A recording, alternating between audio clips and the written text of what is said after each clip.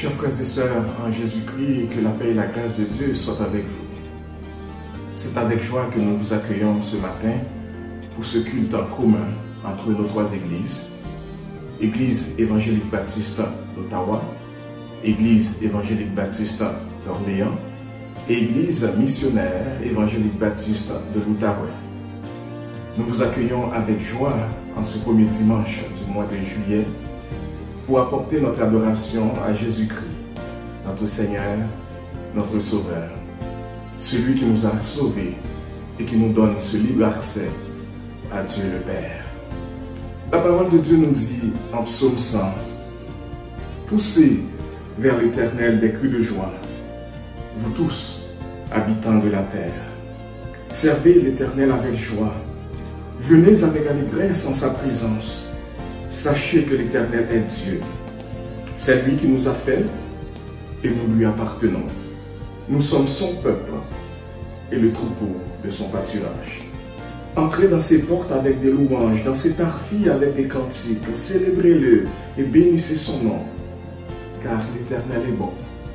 Sa bonté dure toujours et sa fidélité de génération en génération. C'est un honneur, un privilège d'adorer le Seigneur Jésus. Et nous vous invitons à l'accueillir ce matin dans ce chant d'adoration. Jésus détient la victoire. Alléluia. Alléluia.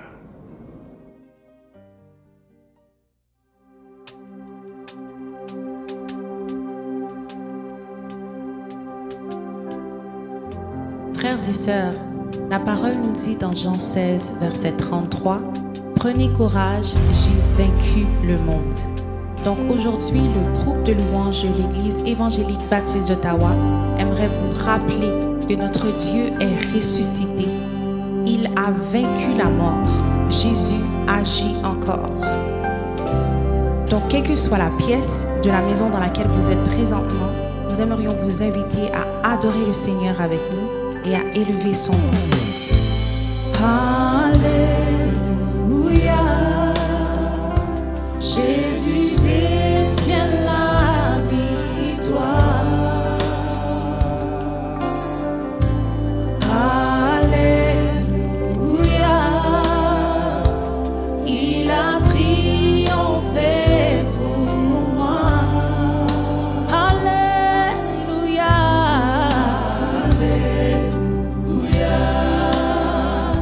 Jésus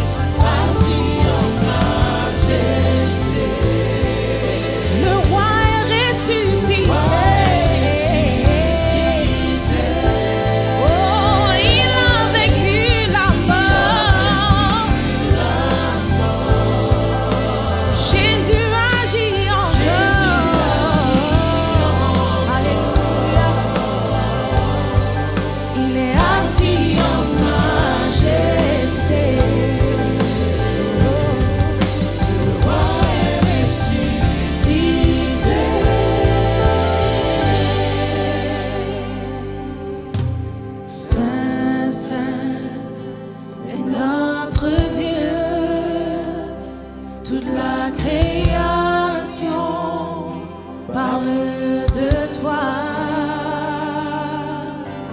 Digne est ton nom et nous t'adorons, ô majesté. Disons Saint, Saint, est notre Dieu.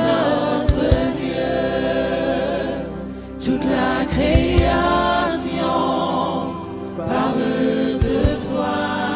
Tu es digne, digne est ton nom et nous t'adorons, ô majesté. Merveilleux, merveilleux est notre Dieu. Dieu, et tu fais de grands miracles, nous élevons ton nom si grand. Nous sommes prosternés devant toi, nous t'adorons. Alléluia, merveilleux, merveilleux est notre Dieu, notre Dieu. Tu es Dieu. Tu fais de grands miracles, ton nom si grand, prosterné, nous t'adorons. Crions merveilleux, est notre Dieu, tu es Dieu, et tu fais de grands miracles, ton nom si grand, prosterné, nous t'adorons. Prosterné, nous t'adorons.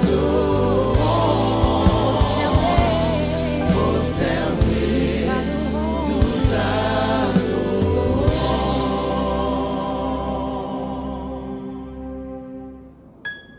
Prions le Seigneur. Notre bon Père Céleste, en Jésus-Christ, nous nous assemblons ce matin en divers lieux, mais dans un but commun. T'offrir notre adoration ensemble d'un cœur uni, d'un seul cœur, pour élever Jésus-Christ, le seul nom qui mérite d'être exalté, glorifié. Nous te remercions de ce privilège de pouvoir le faire et nous t'invitons ce matin à prendre toute la place d'honneur qui te revient et à être exalté dans notre cœur. Que tu bénisses les chants de louange que nous allons t'apporter, nos prières de reconnaissance, la lecture de ta parole. Que ton peuple, peu importe où il se trouve présentement, te glorifie et t'élève. Parce que tu le mérites bien. C'est par Jésus-Christ, notre divin Sauveur et Seigneur, que nous t'avons ainsi prié. Amen. Amen. Je vous invite maintenant à lire avec moi le psaume 46. En fait, je lis pour vous le psaume 46. Dieu est pour nous un refuge et un appui, un secours qui ne manque jamais dans la détresse. C'est pourquoi nous sommes sans crainte quand la terre est bouleversée et que les montagnes chancellent au cœur des mers, quand les flots de la mer mugissent, écument, se soulèvent jusqu'à faire trembler les montagnes.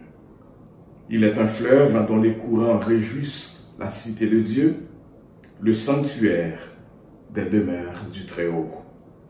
Dieu est au milieu d'elle, elle n'est point ébranlée.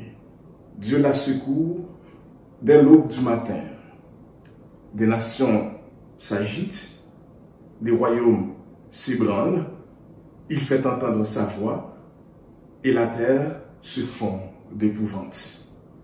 L'Éternel des armées est avec nous. Le Dieu de Jacob est pour nous une haute retraite. Venez contempler les œuvres de l'Éternel, les ravages qu'il a opérés sur la terre. C'est lui qui a fait cesser les combats jusqu'au bout de la terre. Il a brisé l'arc et il a rompu la lance. Il a consumé par le feu les chars de guerre. Arrêtez et sachez que je suis Dieu. Je domine sur les nations, je domine sur la terre. L'Éternel des armées est avec nous. Le Dieu de Jacob est pour nous une haute retraite. Je vous invite maintenant à louer ce Dieu par Jésus notre Seigneur. Mettons-nous debout, en famille, tout seul, en couple. Chantons avec l'équipe de louanges. Il est exalté. Oui, Jésus est exalté.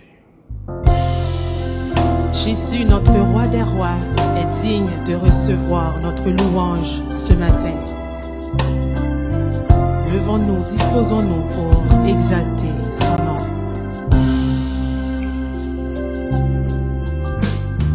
Il est exalté, le roi est au-dessus des cieux. Je veux le louer, il est élevé à jamais exalté.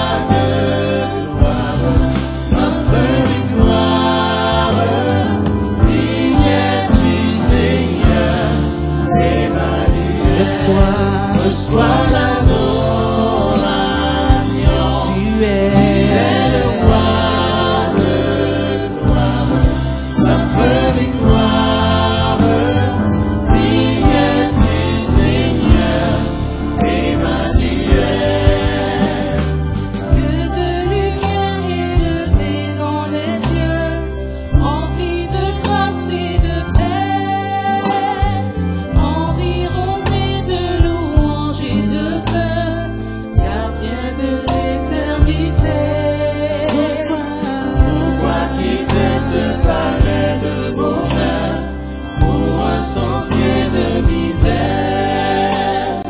Par quel amour les chemins de ton cœur ont su trouver nos prières? Reçois l'adoration. Tu es le roi de gloire, notre victoire. Digne es-tu, Seigneur, Emmanuel. Reçois l'adoration. Reçois l'adoration. Tu es le roi. Tu es le roi de notre victoire. Notre victoire. Digne es-tu, Seigneur, Emmanuel.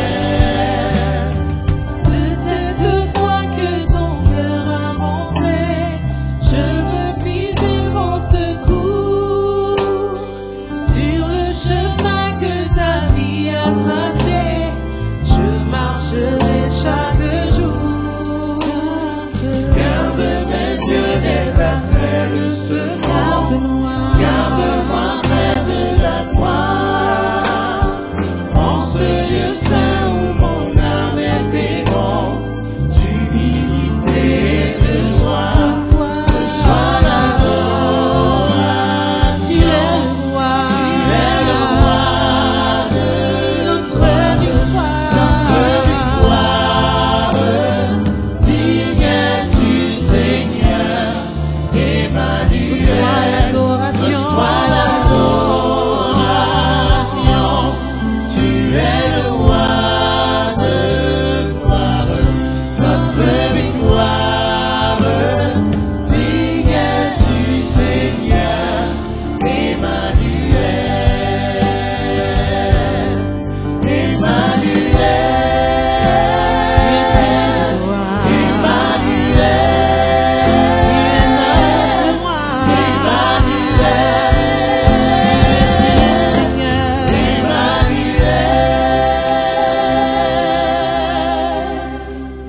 Qui suis-je pour que le roi des cieux ouvre ses bras? Perdu mais trouvé par sa grâce, son amour pour moi, son amour pour moi. Il m'a libéré, ma tête est payée. Je suis enfant de Dieu, je suis à lui. Il m'a racheté à la croix. Il m'a racheté à la croix, grâce insondable. J'étais esclave du péché, mais il m'a sauvé. Jésus m'a sauvé. Jésus m'a sauvé. Il m'a libéré. M'a libéré. Ma tête est payée. Je suis enfant de Dieu. Je suis à lui. Et dans sa maison, Et dans sa maison, j'ai trouvé ma place. Je Je suis enfant de Dieu. Je suis à lui. Je suis choisi. Je suis choisi et affranchi. En toi je sais qui je suis. Tu es pour moi. Tu es pour moi, pas contre moi. En toi je sais qui je suis. Je suis choisi. Je suis choisi et affranchi. En toi je sais qui je suis. Tu es pour moi, pas contre moi. En toi je sais qui je suis. En toi, je sais qui je suis. En toi je sais qui je suis. Il m'a libéré. Il m'a libéré. Ma dette est payée. Je suis enfant de Dieu. Je suis à lui. Je suis à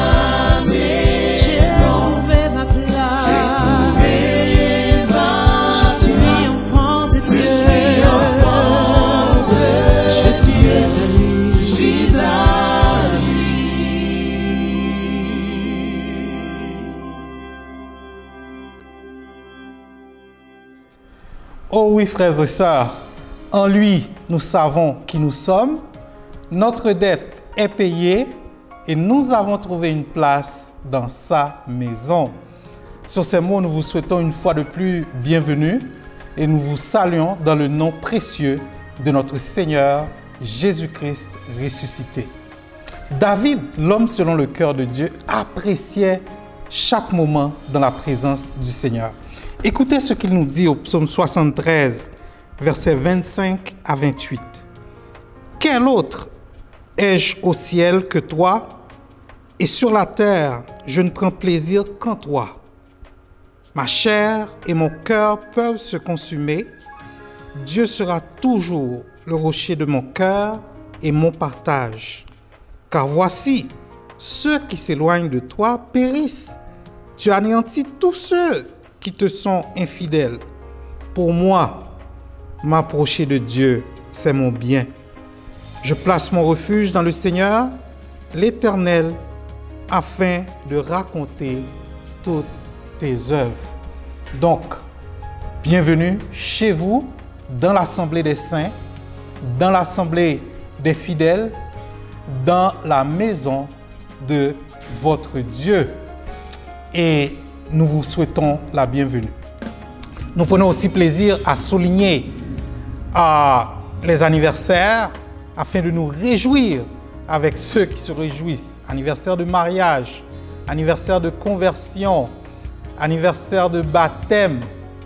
Que vous soyez comme ces arbres plantés près des courants d'eau qui donnent leurs fruits en leur saison et dont le feuillage ne se flétrit point. Notre prière, c'est que Dieu a un fruit pour vous en cette saison.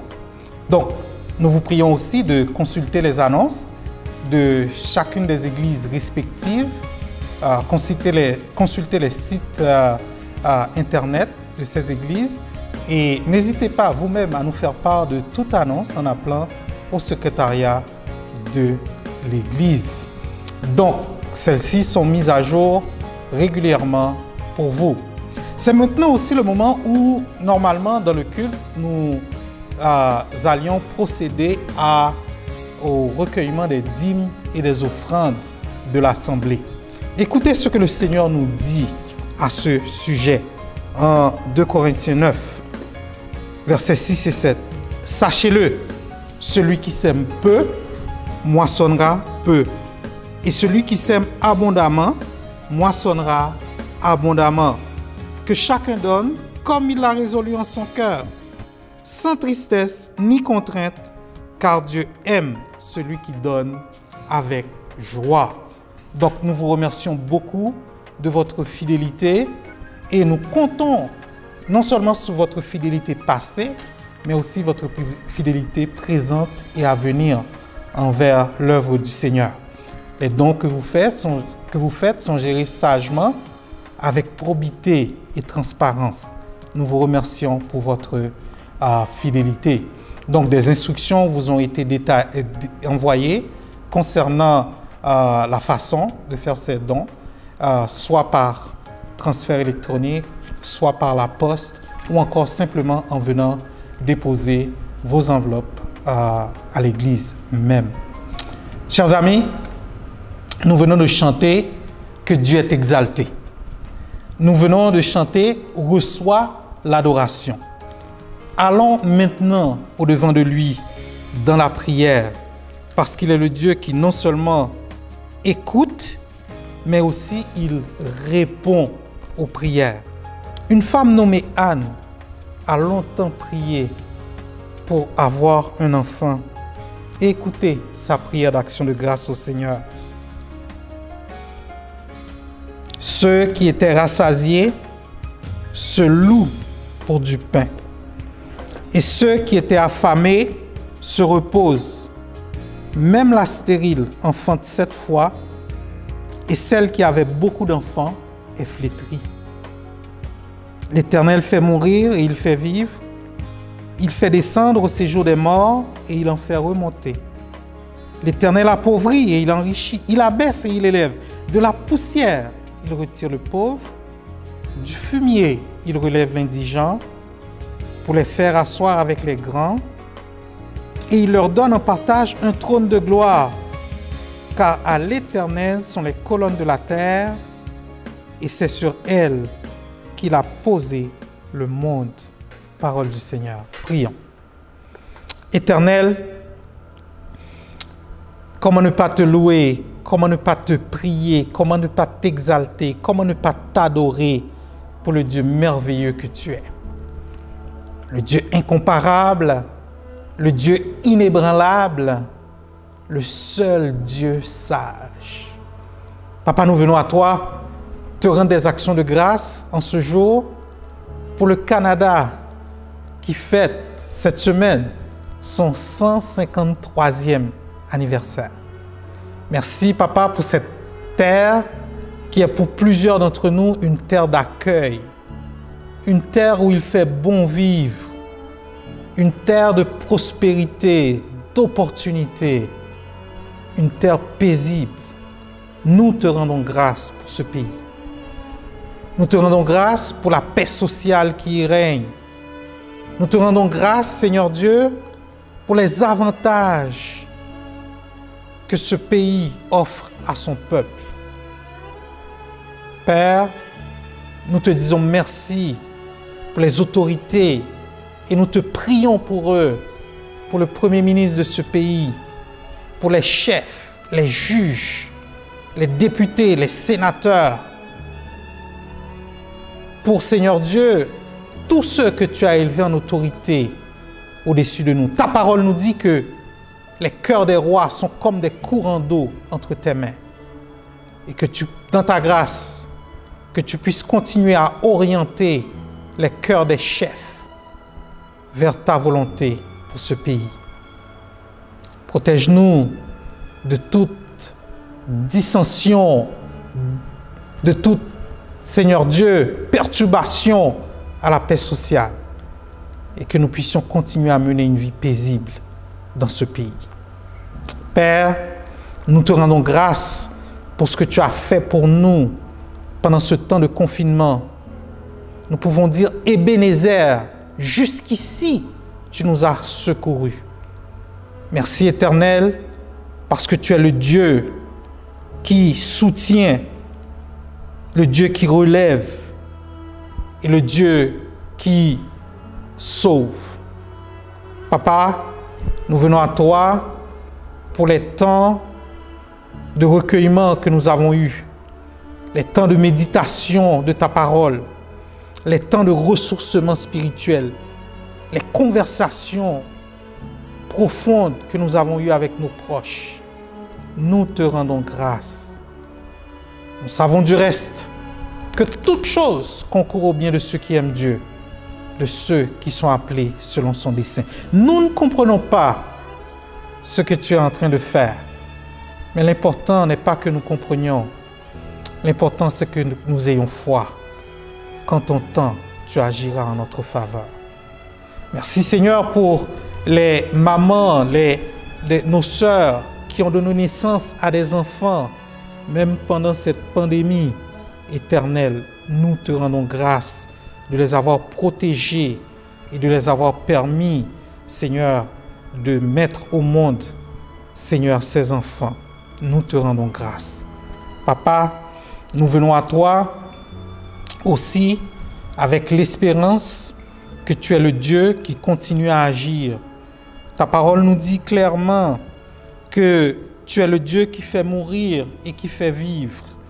Tu es le Dieu qui fait descendre au séjour des morts et qui en fait remonter. Ainsi, nous venons à toi pour te prier pour nos malades, en te demandant, Seigneur Dieu, de les soulager, parce que ton nom est Yahweh Rapha. Et si telle est ta volonté, de leur dire, ma grâce te suffit, que tu puisses le leur communiquer à leur cœur et à leur esprit. Papa, nous venons à toi, Éternel, pour ceux qui souffrent dans leur corps, dans leur esprit, Éternel, en ces temps de confinement. Tu es le Dieu qui relève ceux qui ont le dos courbé, qui redresse ceux qui ont l'esprit dans l'abattement éternel. Continue à nous porter. Papa, nous te prions encore une fois pour ton Église dispersée dans les maisons, que tu puisses continuer à protéger nos maisons, à bénir nos relations dans les couples, à bénir nos relations avec nos jeunes, nos enfants, à bénir nos relations les uns avec les autres, afin que s'accomplisse, Seigneur, cette parole dans nos vies.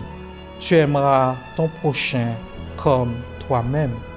Papa, donne-nous de l'amour les uns pour les autres. Donne-nous de l'amour pour ta parole, de l'amour pour ton Église, de l'amour pour les perdus, de l'amour, Seigneur Dieu, pour ceux qui te cherchent. Papa, nous venons à toi parce que ta parole nous dit que de la poussière, tu retires le pauvre, du fumier, tu relèves l'indigent. Papa, il y en a qui crient à toi pour des changements de situation. Certains s'attendent à toi, Seigneur Dieu, pour que tu ouvres une porte de l'emploi. D'autres s'attendent à toi, Éternel, pour que, Seigneur, tu changes un problème, une situation auquel ils font face. D'autres s'attendent à toi afin que tu leur délivres, Seigneur Dieu, de problèmes financiers. Papa, tu es Yahweh Jireh. Tu pourvoiras en ton temps comme tu as pourvu. Continue à parler à nos cœurs. Continue à nous faire du bien. Parle-nous en ce jour par ta parole. Nous remettons à ta bonne grâce, Pasteur Destin, qui aura nous parler de ta part. Oins-le de ton esprit. Cache-le en arrière de la croix éternelle. Et que cette parole proclamée produise le salut, produise la guérison, produise la paix, produise un renouvellement de nos vœux envers toi. Merci, Papa. Protège-nous et dirige-nous dans nos décisions concernant le déconfinement. Donne-nous sagesse. Donne-nous, Seigneur, de contempler la croix et d'être attentifs aux directions que tu vas nous donner. Ne nous laisse pas errer au gré de nos émotions éternelles. Mais comme tu as conduit Israël dans le désert par une colonne de feu pendant la nuit et par une colonne de nuée pendant le jour, tu peux le faire encore pour nous aujourd'hui, Seigneur. Donne-nous sagesse, discernement. Au nom de Jésus, nous t'avons prié et te disons merci d'avance. Amen. Amen et Amen. Nous allons, frères et sœurs, maintenant à la table du Seigneur.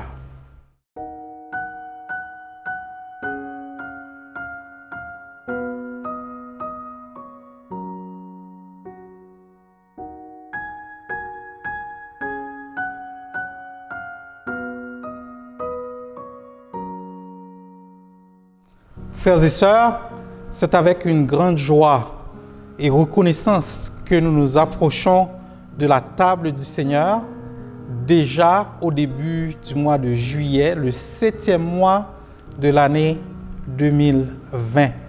Et vous serez d'accord avec moi, frères et sœurs, que compte tenu de tout ce qui s'est passé jusqu'ici en 2020, nous pouvons dire que la fidélité de Dieu envers nous a été grande.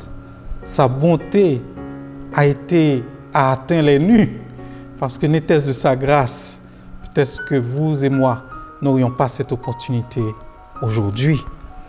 Le repas que nous apprêtons à prendre est aussi hautement symbolique.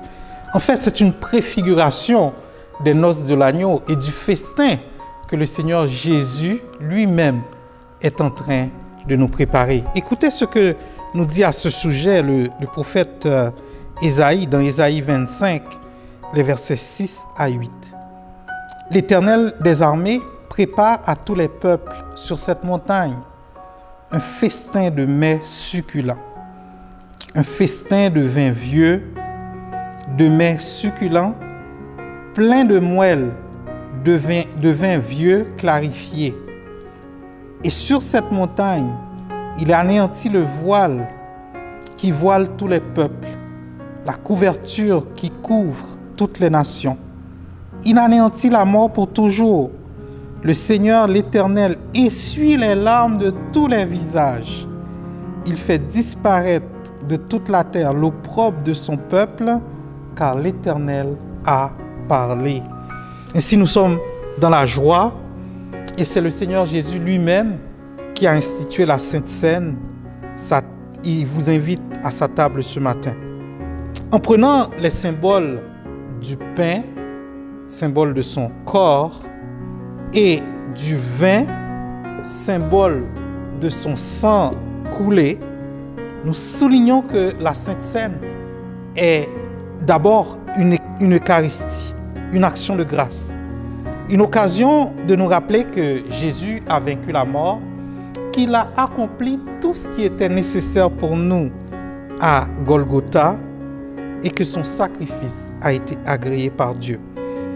L'apôtre Paul dit en Romains, il n'y a donc maintenant aucune condamnation pour ceux qui sont en Jésus-Christ. Deuxièmement, c'est une ordonnance, une façon pour les croyants d'obéir au commandement du Seigneur qui nous a dit « Faites ceci en mémoire de moi ». En participant à ce repas, nous affirmons notre appartenance au corps de Christ et nous nous identifions à sa mort et à sa résurrection. Troisièmement, ce repas est aussi appelé communion parce qu'il s'agit d'un partage ou d'une communion de Christ. Par ce repas, nous affirmons notre unité en Christ. Selon les paroles de l'apôtre Paul en 1 Corinthiens 10, verset 16, la coupe de bénédiction que nous bénissons n'est-elle pas la communion au sang de Christ? Le pain que nous rompons n'est-il pas la communion au corps de Christ? Puisqu'il y a un seul pain, nous qui sommes plusieurs, nous formons un seul corps, car nous participons tous à un même pain. Quatrièmement, c'est une proclamation. Par ce repas, nous prêchons la mort du Seigneur jusqu'à ce qu'il vienne. Nous nous identifions à Jésus, nous nous approprions son sacrifice, proclamant haut et fort le pardon de nos péchés et l'assurance de la vie éternelle. En Jésus-Christ, nous sommes pardonnés, frères et sœurs. Finalement, c'est un signe et sceau de l'alliance. Jésus dit lui-même que cette coupe est la nouvelle alliance en son sang. Puisque c'est pour les siens que Jésus est mort, l'appartenance au corps de Christ, être membre et en bonne et due forme de l'Église, nous qualifie ce matin pour participer à la table du Seigneur. La Sainte Seine est réservée aux chrétiens préparés, ceux qui se sont repentis de leurs péchés, qui mènent une vie de foi et d'obéissance et qui ont témoigné de leur foi dans les eaux du baptême. Ce n'est pas un pasteur, ce n'est pas un conseil pastoral qui vous invite ce matin à la table, c'est Jésus lui-même qui vous invite. Ceux qui ont témoigné, encore une fois, de leur foi dans les eaux du baptême, qui ne sont pas sous discipline de cette Église ou de toute autre Église de même foi. Nous ne devons pas nous approcher avec négligence de la table du Seigneur, mais nous devons chacun nous examiner nous-mêmes. Selon les mots de l'apôtre Paul, dans le 11e chapitre de la première épître aux Corinthiens, que chacun donc s'éprouve soi-même et qu'ainsi il mange du pain et boive de la coupe. Car celui qui mange et boit sans discerner le corps du Seigneur, mange et boit un jugement contre lui-même. C'est pour cela qu'il y a parmi vous beaucoup d'infirmes et de malades, et qu'un grand nombre sont morts. Si nous nous jugions nous-mêmes, nous ne serions pas jugés. Que chacun s'examine soi-même. Prions. Sonde-moi, ô Dieu, et connais mon cœur. Éprouve-moi et connais mes pensées. Regarde si je suis sur une mauvaise voie et conduis-moi sur la voie de l'éternité. Papa, nous venons à toi en ce moment, nous approcher de cette table reconnaissant que nous nous appuyons sur ta grâce et sur ta grâce seule. Si tu gardais le souvenir des iniquités, qui d'entre nous aurait pu subsister? Papa, nous venons à toi, sachant que notre Seigneur Jésus a entièrement payé la dette, qu'il a dit que tout est accompli et que par son sacrifice, nous sommes justifiés devant toi. Ainsi, nous réclamons non pas notre justice, mais la justice déjà acquise pour nous par notre Seigneur Jésus-Christ à Golgotha. Ne nous regarde pas pour ce que nous sommes ce matin, mais reçois-nous par la grâce, par le moyen de la foi, au nom de Jésus. Nous venons à toi, réclamant, Seigneur,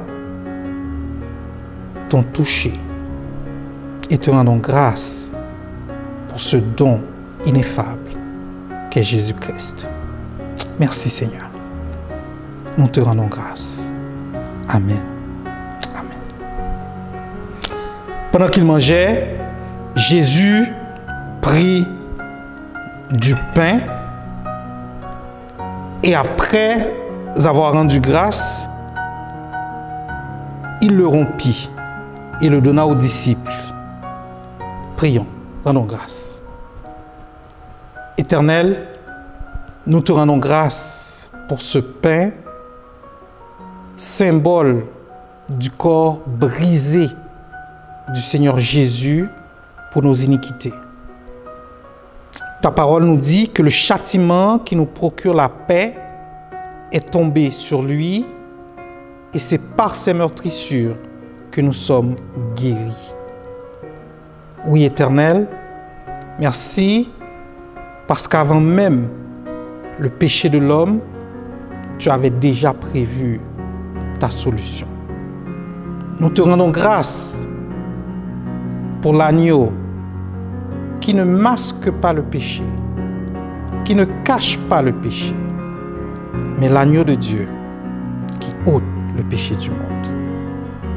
Merci de ce que nous sommes pardonnés, de ce que nous sommes acquittés, de ce que nous sommes justifiés, et nous soupirons déjà après notre glorification. Sois exalté, ô Dieu. Sois béni, Esprit Saint. Sois élevé, Jésus, le sacrifice. En son nom, nous te rendons grâce. Amen. Il le rompit et le donna aux disciples en disant, prenez, mangez, ceci est mon corps. Mangeons, frères et sœurs.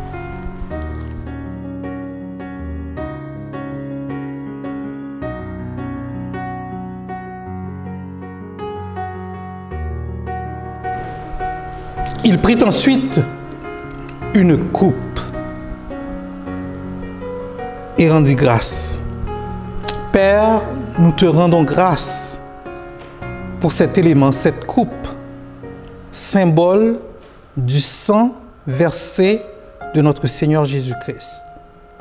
Le sang du pardon. Ta parole nous dit que sans effusion de sang, il n'y a pas de pardon. Nous te rendons grâce parce que le sang des taureaux et des boucs a été trouvé inefficace. Mais parce que le sang du juste a coulé, nous sommes maintenant enfants de Dieu. Merci Éternel, parce que ce sang est encore efficace pour laver les péchés. Ce sang est encore efficace pour sauver.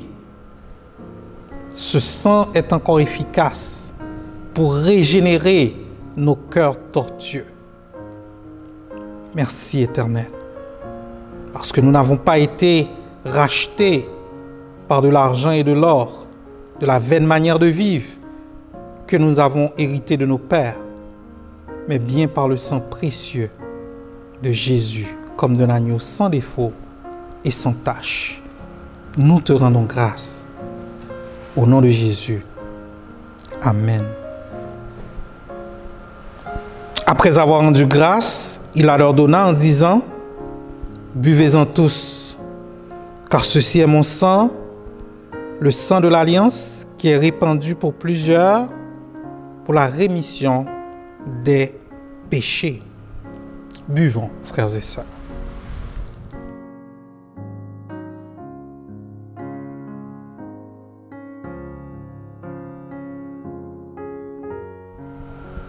Éternel, nous te louons pour ce repas, une préfiguration des noces de l'agneau et du festin qui nous attend avec Abraham, Isaac, Jacob, Moïse, David, Josué.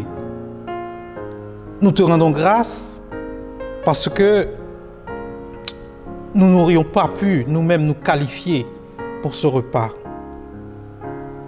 Nous te rendons grâce parce que tu invites non pas les riches et les puissants, mais tu invites ceux qui s'humilient, ceux qui reconnaissent ton Fils comme Seigneur et Sauveur. Nous te rendrons grâce parce que nous n'aurions jamais pu payer une admission à ce repas. Mais par ta grâce, par ton amour, nous avons accès à la table du roi des rois. Sois béni, sois exalté, ô Dieu. Reçois notre reconnaissance. Reçois notre adoration. Reçois, Seigneur, le fruit de nos lèvres comme un sacrifice de bonne odeur, un sacrifice vivant. À la gloire de Dieu le Père, à la gloire du Fils ressuscité, à la gloire de l'Esprit Saint consolateur. Amen et Amen.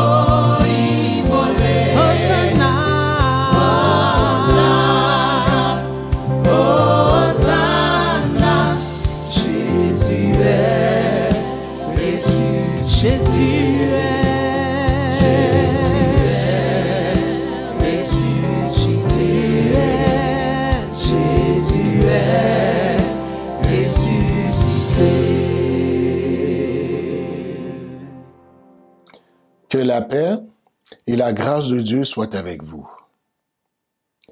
Frères et sœurs, nous sommes en train de franchir le premier week-end de juillet.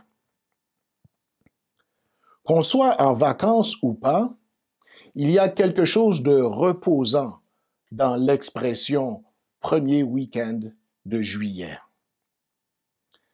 Et en parlant de vacances, je sens un poids tomber des épaules des travailleurs de l'éducation.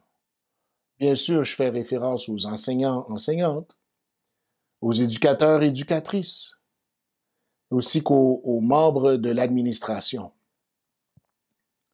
Je sens un poids tomber des épaules des parents aussi, et des tuteurs, et certainement de nos enfants et de nos jeunes, qui ont tous travaillé d'arrache-pied depuis 3 mois. Je vous souhaite tous de bonnes vacances. J'aimerais m'adresser aussi à ceux et celles qui travaillent encore et qui travaillent fort. Courage! Même si vous n'êtes pas encore en vacances, certainement, éventuellement, votre temps viendra, mais tenez ferme. Cet été ne sera pas un été comme les autres. Il sera vécu dans un contexte de déconfinement progressif. Pour nous qui sommes dans la région de la capitale nationale, la saison estivale débute toujours par un grand événement incontournable. Je parle bien sûr de la fête du Canada. On pourrait dire qu'ici, l'été ne débute pas avant la fête du Canada. Tant qu'il n'y aura pas eu de Canada Day, on n'a pas encore commencé l'été. Canada Day n'a pas été vécu de la même manière cette année. Aucun bain de foule au centre-ville, aucun spectacle de rue, aucune sortie familiale, ni le matin, ni en soirée. Chacune a sans doute célébré l'événement un peu à sa façon. Tous les spectacles et les activités ont été effectués virtuellement, même les feux d'artifice. C'est une première pour le Canada Day. Que voulez-vous? Confinement exige. Toujours est-il, le Canada a célébré ses 153 ans. Et l'Église de Jésus-Christ ne peut être insensible à cette réalité historique parce que l'histoire des hommes, l'histoire de l'humanité appartient à Dieu. Et quelle belle occasion de remercier le Seigneur pour ce beau et grand pays. Comme tous les pays, le Canada possède ses armoiries. Ces armoiries qui sont des symboles historiques de la nation, des symboles historiques du pays. Et j'aimerais attirer notre attention sur la devise du Canada. C'est une devise écrite en latin. Pardonnez-moi mon accent. Ad mare usque ad mare.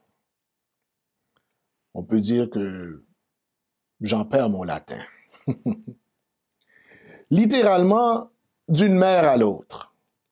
Proprement dit pour le Canada, d'un océan à l'autre.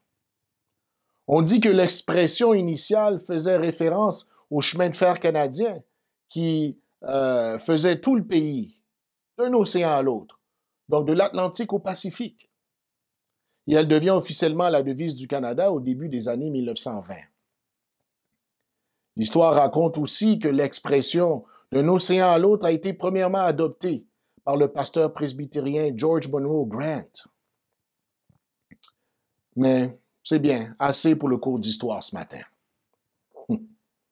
Certains l'ont déjà peut-être remarqué, mais l'expression d'un océan à l'autre ou d'une mer à l'autre trouve son origine dans la Bible. Précisément au psaume 72, au verset 8. Voyons ensemble ce matin la totalité du psaume. Le psaume 72. De Salomon. Ô Dieu, Donne tes jugements au roi et ta justice au fils du roi. Il jugera ton peuple avec justice et tes malheureux avec équité.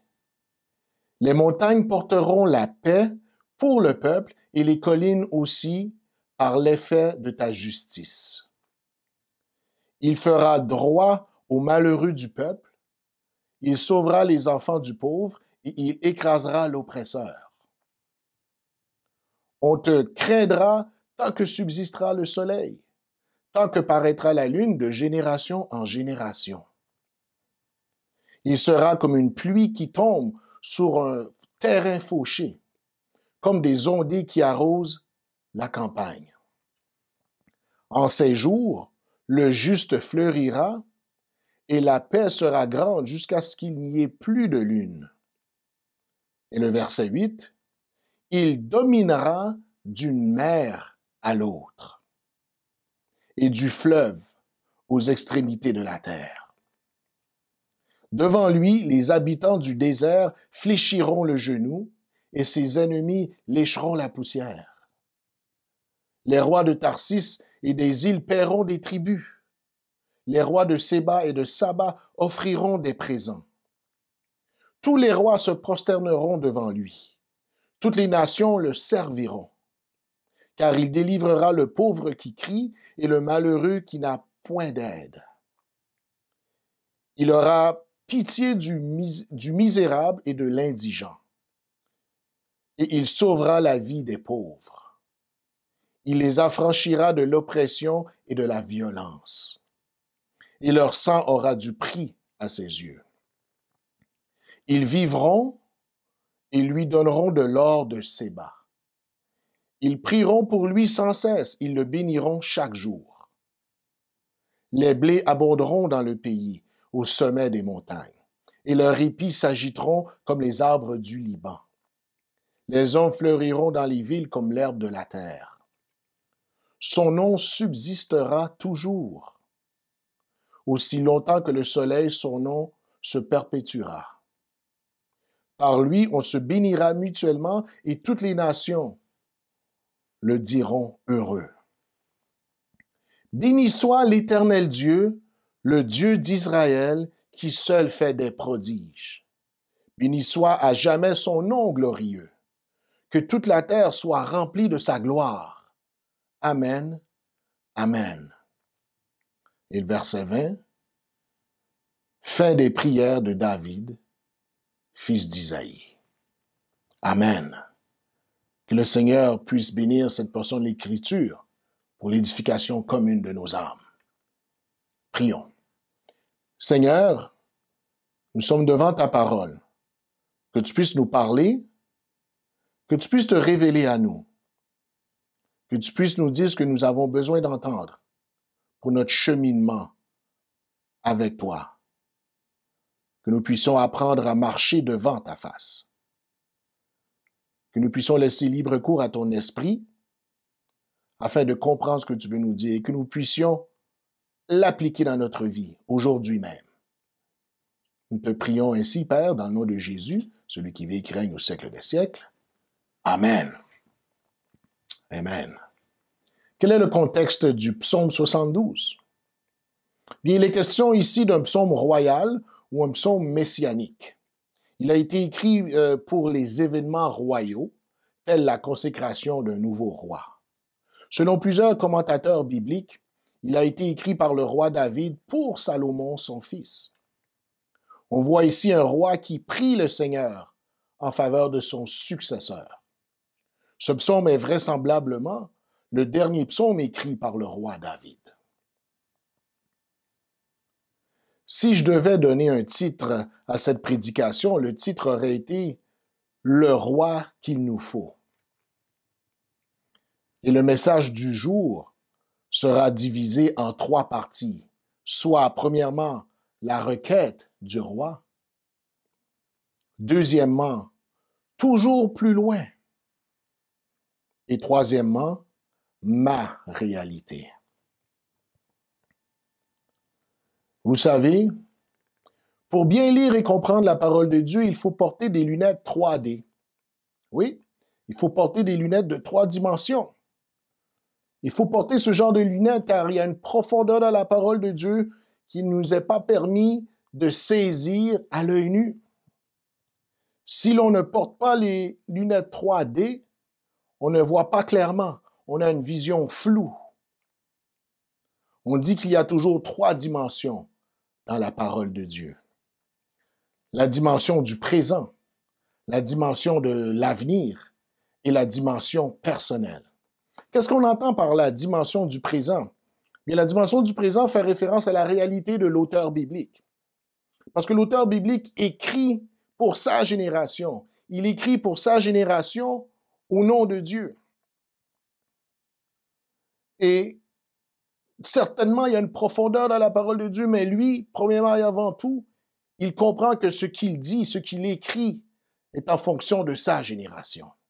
Ça, c'est la dimension du présent, de l'auteur. Mais il y a aussi la dimension de l'avenir, c'est-à-dire que l'Écriture expose le plan de Dieu et son but ultime. Lorsqu'on prend le temps de lire la parole de Dieu, on réalise que le Seigneur parle au présent, mais il parle aussi dans un avenir où il parle par rapport à l'éternité. Et c'est ce qu'on comprend ici. La parole de Dieu expose le plan de Dieu et son but ultime. Mais il y a aussi une autre dimension, la dimension personnelle, c'est-à-dire l'approche du lecteur, de la lectrice. Celui et celle qui se penche sur la parole de Dieu est appelé à donner une réponse à cette parole, selon la foi.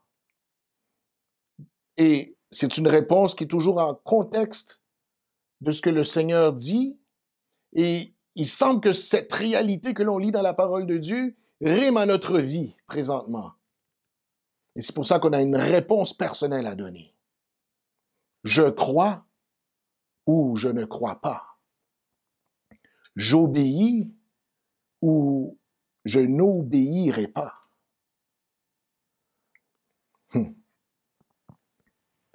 Lorsque nous lisons la Bible, il faut toujours être conscient de ces 3 dimensions.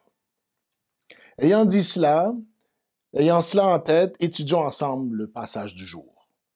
Premièrement, la requête du roi. Au psaume 72, le roi David, dans ses derniers jours, tout tremblant, vers la fin de sa soixantaine, étant très conscient de la tâche qui attend son successeur, décide selon son habitude de se tourner vers son souverain bien, à savoir l'Éternel, son berger. Essentiellement, le roi David intercède pour Salomon. Voici ce que dit David. Voici ce qu'il voit et ce qu'il demande au Seigneur pour son fils Salomon, le futur roi d'Israël. Il dit que Salomon ne soit pas un tyran, que Salomon ne soit pas un despote, que Salomon ne soit pas un dictateur, que Salomon n'utilise pas son pouvoir pour répondre à ses besoins propres ou à ses intérêts personnels. Que Salomon, comme roi et comme juge, soit soumis aux exigences de Dieu en matière de justice et de droit. On sait très bien qu'à cette époque, le roi était aussi le juge. Donc, il y avait une instance de justice, si je peux m'exprimer ainsi. Il y avait des gens qui géraient les cas de litige, mais si on avait un problème assez gros, on pouvait faire appel au roi. Et en ce sens, le roi était un juge. C'est un peu, en quelque sorte, si on veut, l'ancêtre de la Cour suprême. Et Salomon était appelé à être aussi un juge. Et la parole de Dieu nous parle de la grandeur du juge qu'il était. Tout cela dans la grâce de Dieu, bien sûr. Alors que Salomon, comme juge, soit soumis aux exigences de Dieu en matière de justice et de droit. C'est-à-dire que la justice soit rendue par rapport aux exploités. Que les oppresseurs soient réprimandés par le droit. Que la paix et la sécurité règnent dans le royaume d'Israël. Le roi sortant veut du bien pour son successeur. Le roi David veut que le royaume soit caractérisé par le sens du nom de Salomon. On reconnaît dans Salomon la consonance de Shalom. On dit bien le sens du nom Salomon, on parle ici de pacificateur, d'homme de paix. Telle est la requête du roi David, que le règne de Salomon soit caractérisé par la justice et la paix. Que Salomon puisse continuer ce que le roi David avait commencé sous son règne. Un royaume stable en toutes choses. Maintenant, il y a un deuxième point aussi dans le message. Toujours plus loin. C'est-à-dire voir toujours plus loin. C'est-à-dire regarder toujours plus loin. Il semble que le roi David voit encore plus loin que le régime à venir de son fils Salomon. David semble parler de la royauté d'un descendant lointain. Et on le voit à partir du verset 5. À partir du verset 5, on voit qu'on a l'impression qu'il n'est plus vraiment question de Salomon en tant que tel. Mais il est question d'un descendant lointain. Il est question d'une dynastie royale. Cette dynastie ne restera pas toujours de père en fils. Alors, ce n'est pas une question de David, Salomon, Roboam, et ainsi de suite. Il est question d'un individu précis. Il est question d'un héritier unique. On le voit clairement dans le verset 8. Il dominera d'une mère à l'autre. On le voit aussi clairement au verset 11. Les nations le serviront. Nous ne devons pas oublier que David a écrit ses psaumes sous l'inspiration du Saint-Esprit. L'Esprit de Dieu était sur David en qualité de roi. Rappelez-vous, c'est Samuel, le prophète Samuel, qui avait oint David comme futur roi d'Israël. Dès ce jour, l'Esprit s'est précipité sur lui, le texte nous dit. L'Esprit de Dieu était sur David en qualité de porte-parole de Dieu, en tant que chantre, en tant que psalmiste. Et en ce sens, David était, on peut dire, un prophète. Et de plus, David n'a pas oublié les paroles inspirées du prophète Nathan dans 2 Samuel, chapitre 7, versets 12 et 13. Et je paraphrase ces versets. « Quand tu quitteras ce monde, le Seigneur élèvera ta descendance et il rendra solide le règne de ton descendant. C'est ce descendant qui bâtira une maison pour le Seigneur et le trône de son descendant subsistera pour toujours. » Que nous dit David au psaume 72 concernant ce descendant? Que nous dit David au psaume 72 concernant cette personne mystérieuse? Parce qu'il y a là plus que Salomon. Eh bien, qu'est-ce qu'il nous dit? Il nous dit qu'il sera le roi des rois. Il nous dit qu'il sera le libérateur des opprimés. Il sera le juge de l'oppresseur. Il recevra toute adoration. Les nations lui seront assujetties et bénies en lui. Il fera miséricorde et sauvera ceux qui se savent démunis et malheureux. Il amènera la paix, la tranquillité d'esprit et le bonheur. Le régime et la dynastie de ce roi sera sans fin. Voici ce que David nous dit de ce descendant lointain. Certainement, le roi David présente ici la période messianique retrouvée à la fin des temps. C'est une période où le Messie régnera sur la terre. Cependant, ce roi du futur dont il est fait mention au psaume 72, qui règne d'un océan à l'autre, n'est pas prisonnier d'un avenir lointain. Non, ce roi du futur règne déjà. Le règne de l'héritier éternel est déjà ici et maintenant dans le cœur de celui et celle qui a mis sa confiance en Jésus-Christ.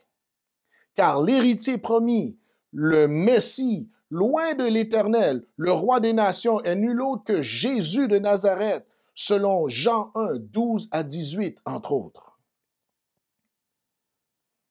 Sans aucun doute, Jésus de Nazareth est roi.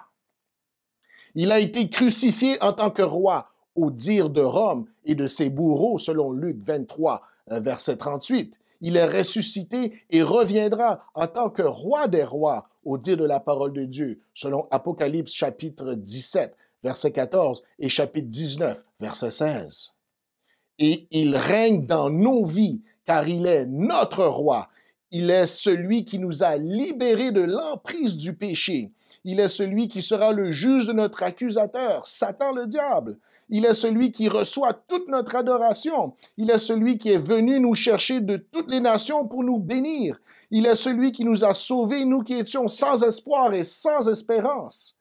Il est celui qui nous a amené la paix, la tranquillité d'esprit et le bonheur. Il est celui qui sera notre roi pour l'éternité. Jésus de Nazareth, Fils de Dieu, est ce roi qui a été promis au psaume 72. Oui, il faut voir loin dans le Seigneur, mes amis. Jésus est le roi promis. Le dernier point, ma réalité.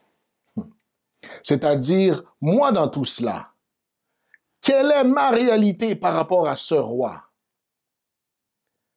Si tu es chrétien, chrétienne, c'est-à-dire que tu as mis ta confiance en Jésus-Christ pour le pardon de tes péchés, pour la régénération de ton cœur, pour le renouvellement de ton intelligence et la transformation de ta vie, eh bien, Jésus de Nazareth est sans contredit celui qui règne dans ta vie. C'est sans contredit. Il est celui qui règne dans ta vie. Mais j'aimerais attirer votre attention sur quelque chose. Amis, frères et sœurs, tâchons de bien comprendre ceci. Indépendamment de notre opinion ou de ce qu'on pense, Jésus demeure le roi des rois tel que déclaré au psaume 72. Jésus n'a pas eu besoin de nous pour être déclaré roi, mais nous avons besoin de lui comme roi. Cela me rappelle un épisode du livre de Josué au chapitre 5, où le leader d'Israël était devant le chef de l'armée de l'Éternel. Oh oui, un matin comme ça, dans les plaines de Jéricho, Josué se promenait et il voit cet homme. Maintenant, Josué ne sait pas que cet homme, c'est le chef de l'armée de l'Éternel, mais il voit cet homme ayant à la main une épée dégainée et il s'avance vers lui, il lui pose la question, « Es-tu avec nous ou contre nous? Ou es-tu avec nous ou avec l'ennemi? » Et la réponse de cet homme est absolument extraordinaire. Il lui dit, « Ni l'un ni l'autre. Je suis le chef de l'armée de l'Éternel et je viens maintenant. » C'est comme si le chef de l'armée de l'Éternel a dit à Josué, « Je n'ai pas à choisir de côté parce que c'est moi qui gère toutes choses. Par contre, il y a une question pour toi. Toi, tu te tiens où par rapport à moi? Car c'est moi la référence. Ce n'est pas à toi de me poser la question, c'est à moi qui est la référence à te poser la question. Où tu te tiens face à moi? » Et c'est là que l'homme va lui dire, « Josué, enlève tes souliers, tu te tiens sur une terre sainte. » Jésus-Christ est roi des rois indépendamment de nous, car c'est lui la référence. La question qui ne peut être ignorée ou négligée pour notre bien est la suivante. Est-ce que Jésus de Nazareth est ton roi? Est-ce que Jésus de Nazareth est ton roi? Règne-t-il sur tes pensées? Règne-t-il sur tes attentes? Règne-t-il sur tes rêves? Règne-t-il sur tes projets? Règne-t-il sur ta réalité présente? Si Jésus-Christ n'est pas assis sur le trône de ta vie, tu te trouves sur un chemin glissant où il y aura sur ton passage questionnement sans réponse. Il y aura incertitude. Il y aura inquiétude. Tu seras toujours à la recherche d'un sens à ta vie. Tu seras toujours à la recherche de points de repère. Parce que tu mets de côté Jésus, la référence. Tu seras à la recherche de l'approbation des autres, à défaut d'avoir l'approbation de Dieu. Au moment où je vous parle, si quelqu'un d'autre ou quelque autre chose est assis sur le trône de ta vie, à la place de Jésus-Christ, il faut premièrement reconnaître ta faillite spirituelle devant le Seigneur. Il faut deuxièmement te repentir de vouloir être ton propre roi ou ta propre reine ou de te donner un autre roi et de vouloir faire ta vie indépendamment du Seigneur. Il faut se repentir de cela. Et troisièmement, il faut dépendre volontairement de Christ pour ton salut et ton cheminement de foi. Parce que sans Jésus-Christ, tu es à la merci de la réalité précaire de ce bas monde. Ce n'est pas trop compliqué. Regardons autour de nous. Si Jésus-Christ est ton roi, il règne dans ta vie. Jésus de Nazareth règne au moment où je vous parle.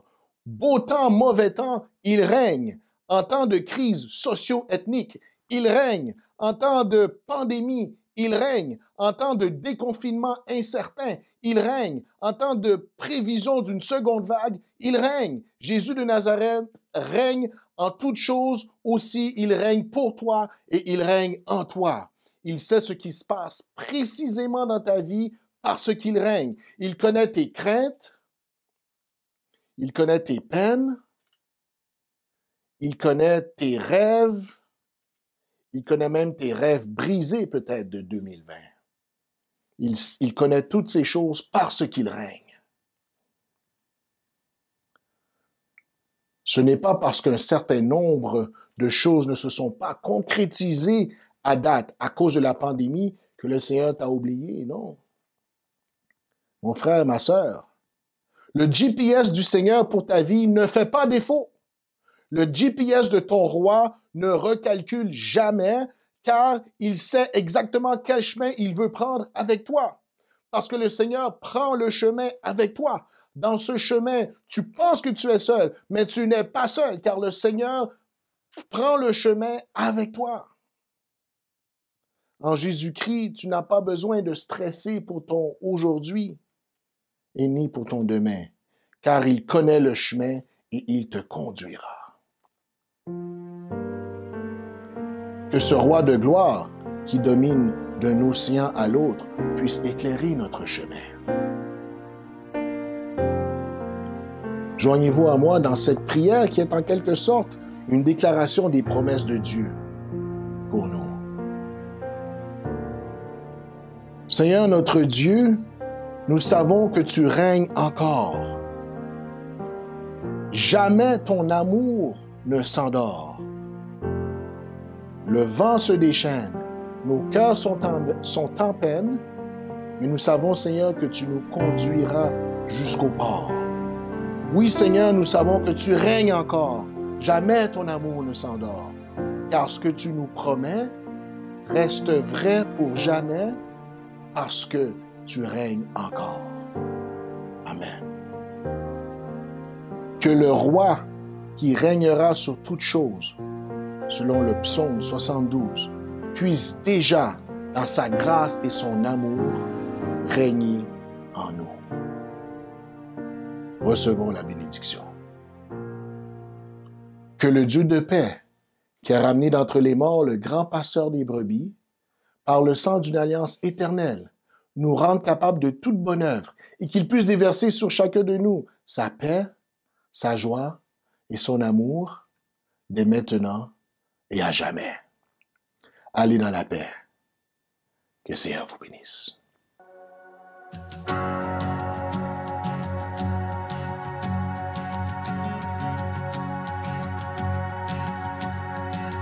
Qui suis-je pour que le roi des cieux m'ouvre ses bras? Perdu mais trouvé par sa grâce, son amour pour moi, son amour pour moi. Il m'a libéré, ma dette est payée, je suis enfant de Dieu, je suis à lui.